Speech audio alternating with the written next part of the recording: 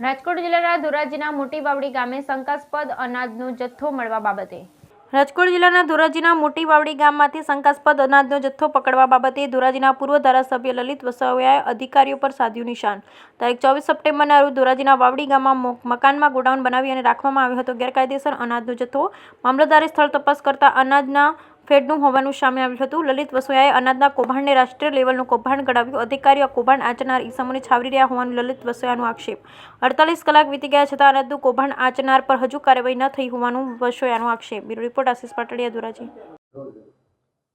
ધોરાજી તાલુકાના મોટી વાવડી ગામે નાફેડ દ્વારા ખેડૂતોની જે ખરીદી કરવામાં આવે છે એ ખરીદ કરેલા માલના 476 જેટલા કટ્ટા પકડાય છે.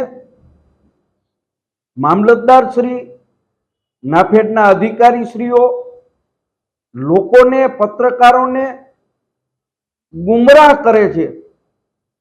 48 કલાક જેટલો સમય વીતવા છતાં પણ આવા ઈસમો સામે પોલીસ ફરિયાદ કરવામાં નથી આવતી.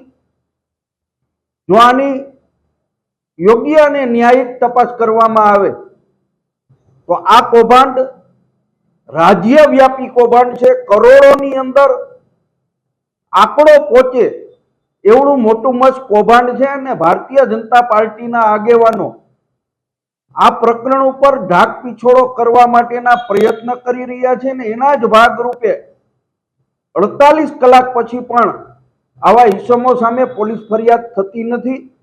રાજ્ય સરકારે આ કૌભાંડની ન્યાયિક તપાસ કરી અને આ કૌભાંડના મૂળ સુધી જવું જોઈએ.